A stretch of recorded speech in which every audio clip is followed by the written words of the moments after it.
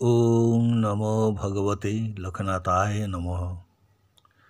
বাবা লোকনাথের রাতুল চরণে ভক্তি ভরে প্রণাম নিবেদন করি। বাবা আমাদের আশ্রয়স্থল। তিনি মানুষের দুঃখ মোচনের জন্য এই ধরাধামে অবতীর্ণ হয়েছিলেন।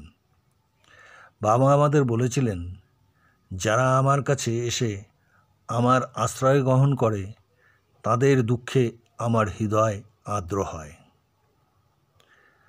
তার অগাধ করুণায় আমরা সিক্ত হই। এখানে তিনি বুঝিয়েছেন যে জীবনের যে কোনো দুঃখ কষ্ট, হতাশা এবং ভয় থেকে মুক্তি পেতে একজন মানুষকে শুধুমাত্র তার শরণাপন্ন হতে হবে। লোকনাথ বাবা কখনো তার ভক্তদের দুঃখে নির্বিকার থাকেন না, বরং তাদের প্রতিটি সমস্যার সমাধানে তিনি নিজেকে নিবেদিত করেন। বাবার এই উক্তি গভীর তাত্ত্বিক উপলব্ধির সূচনা করে।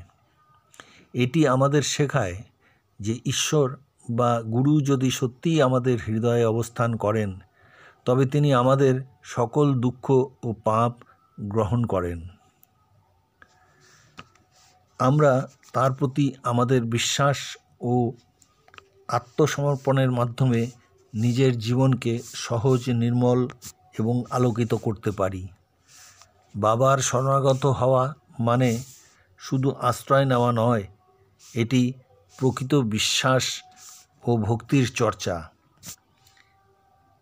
এই উক্তি আমাদের শেখায় জীবনের কঠিন মুহূর্তে বাবার প্রতি অটল বিশ্বাস স্থাপনে দুঃখের পাহাড়ও নিমিষে অদৃশ্য হয়ে যায়।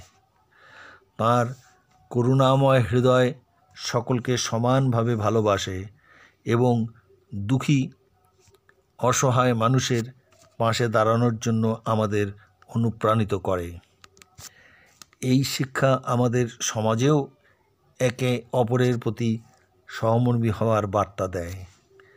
বাবা লোকনাথের জীবন ও বাণী প্রতিনিয়ত আমাদের চলার পথ দেখায়।